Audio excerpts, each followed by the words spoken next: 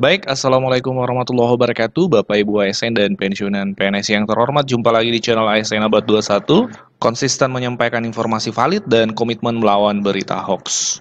Nah, Bapak Ibu, kita ketahui dari berbagai daerah itu, mulai Januari 2025 ya, akan banyak pensiunan baru karena banyak PNS ASN akan selesai masa baktinya ya untuk 2 Desember 2024. Ini salah satu contoh dari Kabupaten Blora, 50 ASN Pemkab Blora memasuki masa pensiun di akhir 2024. Ya, jadi memasuki masa purna bakti Bapak Ibu. Kemudian dari daerah lain, dari Kabupaten Siak juga 164 PNS di lingkungan pemerintah Kabupaten Siak akan memasuki purna tugas. Ya, jadi Bapak Ibu, ini sebuah kesyukuran terbesar, salah satunya adalah ketika ASN atau PNS itu bisa sampai ke masa pensiun Bapak Ibu. Itu salah satu kesyukuran terbesar. Nah, dengan informasi tadi Bapak Ibu, banyak pensiunan PNS yang baru, itu mungkin kemudian muncul pertanyaan Bapak Ibu. Pak Admin, pertanyaan seperti ini, Pak Admin, seperti apa rincian gaji pensiunan PNS per golongan di Januari 2025? Apakah ada kenaikan? Nah, berbicara tentang kenaikan Bapak Ibu, itu belum ada informasi resmi dari pemerintah hingga hari ini Bapak Ibu. Hingga hari ini belum ada keterangan resmi dari pemerintah yang menyatakan ada kenaikan gaji PNS atau pensiunan. Jadi tetap masih regulasi yang lama, masih tetap peraturan pemerintah yang lama. Dan oleh karenanya kami akan sebutkan rincian pergolongan rentangnya. Ini bermanfaat untuk Bapak Ibu yang pertama kali menerima gaji pensiunnya di Januari, karena purna bakti di Desember 2024 ini Bapak Ibu. Silahkan disimak. Nah, ini rinciannya untuk semua golongan. Kami akan bacakan rentangnya dari yang terendah sampai yang tertinggi untuk golongan, karena kan kalau kita baca satu persatu itu akan banyak sekali. Golongan 1 itu untuk golongan 1A 1.748.000 sampai 1.962.000. Untuk pensiunan 1B itu 1.748.000 sampai 2.077.000. 1C 1.748.000 sampai 2.165.000. 1D itu 1.748.000 sampai 2.256.000. Nah, untuk golongan 2A 1.748.000 sampai 2.833.000. 2B 1.748.000 sampai 2.953.000. 2C 1.748.000 sampai 3.078.000. 2D 1.748.000 sampai 3.200.000. Kemudian golongan 3 1.748.000 sampai 3.558.000. 3B 1.748.000 sampai 3.079.000. 3C 1.748.000 sampai 3.866.000. 3D 1.748.000 sampai 4.029.000. Golongan yang terakhir, golongan 4 1.748.000 sampai 4.200.000. 4B 1.748.000 sampai 4.377.000. 4C 1.748.000 sampai 4.562.000. 4D 1.748.000 sampai 4.755.000. Ini rentangnya Bapak Ibu, setiap golongan dari golongan 1 sampai golongan 4 untuk gaji pensiunan 2024 bulan November. Sekali lagi kami sampaikan, hingga hari ini belum ada regulasi resmi terkait kenaikan gaji, baik berapa persen, kemudian kapan mulainya. Jadi kita masih berpegang pada regulasi yang lama Bapak Ibu, aturan yang lama. Ini harus kami sampaikan apa adanya, supaya Bapak Ibu tidak tersesatkan oleh informasi yang sumbernya tidak jelas, yang mengatakan sudah ada kenaikan gaji dan sebagainya, padahal faktanya hingga hari ini itu belum ada regulasinya.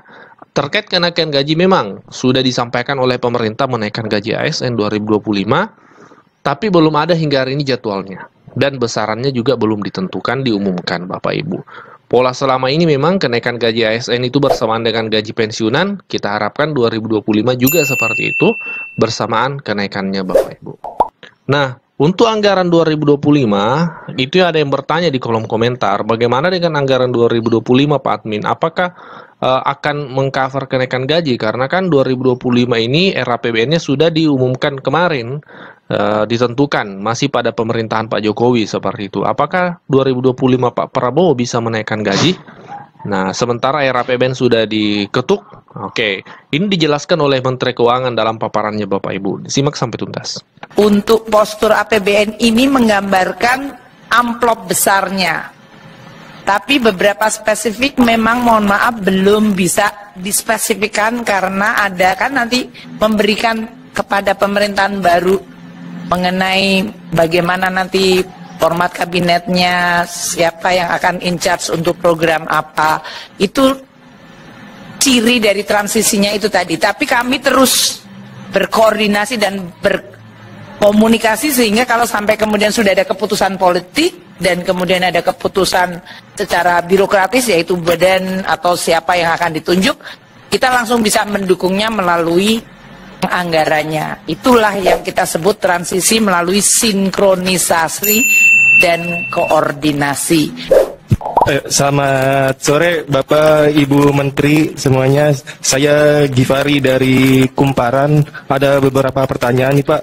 Yang pertama Pak, saya mau memastikan Pak terkait tadi di pidato keuangan Pak Presiden nggak sebut kenaikan gaji PNS di 2025. Nah itu sebenarnya jadi naik atau enggak Pak? Kalau jadi itu mungkin berapa gitu Pak?